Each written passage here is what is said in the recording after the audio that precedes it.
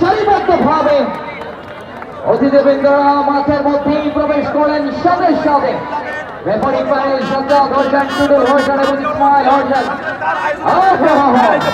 এই সুন্দর আতশবাজি কিন্তু ঝড় থেকে দারুণ সুন্দর আসলে পরিচিত হয়।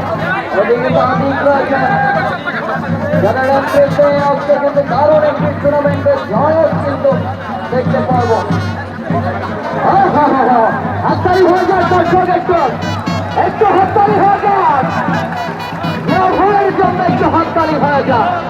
এত সুন্দর আয়োজন আসলে মহেশপুর মাঠে দেখতে পাচ্ছি কাজী বাবুরুজ্জামান আরো কিন্তু রয়েছে, তবে খেলোয়াড় ওই জীবনদয়া করে